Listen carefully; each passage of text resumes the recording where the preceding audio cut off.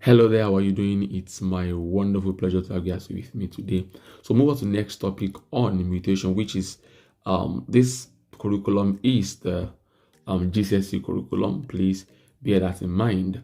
So from what you're seeing on the screen, this is a normal DNA, all right?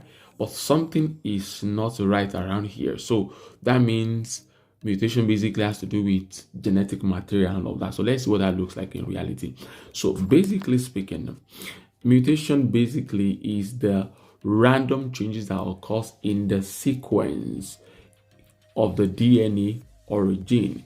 And I wish I wanted to say a lot here, but I think I'll try just to streamline what I'm saying to this. Now, bear in mind that we have other forms of mutation, but this, for the sake of GCSE, this is what you need to know.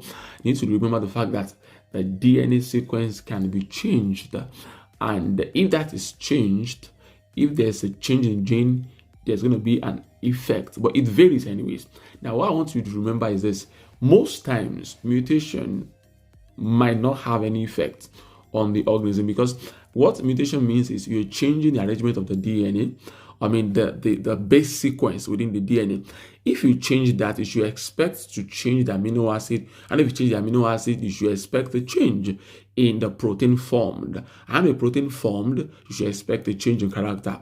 Now, but in some cases, there might not be any effect at all. That's what you're saying. It may not affect anything phenotypically. And sometimes it can be so terrible. For example, sickle cell anemia is caused by point mutation, which is has a very big effect, really. So it depends, really, but you are not supposed to know all of those. All of that now, if you get me. So there are different ways mutation can occur. So for the purpose of this, what you're saying is just a fragment part of mutation, but it's very relevant for the purpose of GCSE.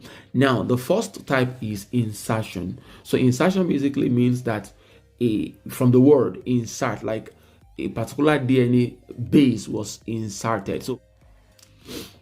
So from the name insertion, so let's check this out. Looking at this here, you see this is the original gene, which is basically TAT. This is meant to give us an amino acid called tyrosine, serine, AGT, like that. But if you look, so this is, of course, this is a triplet on the DNA, which will be a codon on an mRNA. If you remember what that is, if you have not, please check that out in the video before this one. Then you can see that. Now, take note of something here.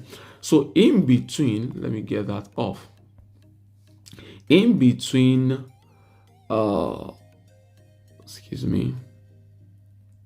in between this G and this T, there comes another G. Because, so you're saying, so it was AGT, now it is AGG. So that means there's an insertion between G and T. Now, what's the effect of that? The amino acid has changed entirely, because normally we know it is 3 bases equals to an amino acid. So this 3 base now, AGG, is forming something different, arginine, not serine anymore. So that is the effect of mutation. So it changes the amino acid, and definitely is going to change the protein form. So you need to understand what insertion means. It is basically you putting in, or not you, there's a base is inserted in between another base, so to say, and that changes the arrangement of the triplet, which is going to mean the codon, so to say, on mRNA. Hope that made sense. Bear in mind that this is a DNA, please. Because how do I know that's a DNA? Because if it's an RNA, there won't be T. RNA does not have T. What it has is URA. So if it was mRNA, you're going to see U in all of these places. All right. So you should know that. So next one is deletion. So from the word, it means to delete, just to delete something out. So it's like a bit like insertion, but the arrangement is quite different. Watch this. So before mutation, so we have TAC gives us methionine, GCA gives us arginine, TG G gives us threonine, and AA gives us phenylalanine. Now, pay attention here. Of course, this is what I was telling you. This is triplet. This is codon. This on mRNA. How do I know that? Because of this U. Now, pay attention that something's going to happen here. So what we had here was, we had TAC. So TAC, correct. Then here we're supposed to have GCA, but here the G has been deleted. So if G has been deleted, so this G was deleted, so the next thing you have is CAT, which is what you're having here. So for that reason, amino acid form has to be different, because the codon formed from this triplet CAT is GUA, which gives us valine. But what we had initially, one sec, was GCA, which gives us CGU, which gives us arginine. So this is deletion. So deletion simply means a base sequence was deleted. I mean, a base was deleted, and the arrangement of the codon or the triplet has changed. So pause the video here to see to write this down. All right, okay. The next one is substitution. Now, in this case, a base in the sequence is randomly swapped for a different one. So you have to be careful here, because sometimes it looks like as if it is insertion, but it isn't. So you can see TAT, then AGT, then you see AGA. So it means the T here has been substituted with an A, which is adenine. So this gives rise to something different. So you can see serine was from here, now adenine was from here. This is very, very important. But like I said, you're not expected to know what the effect of this will be. No, you don't need to know that for the sake of GCSE. Hope that made sense. So as far as this curriculum is concerned, you should remember that most mutations do not alter the protein. That's one thing.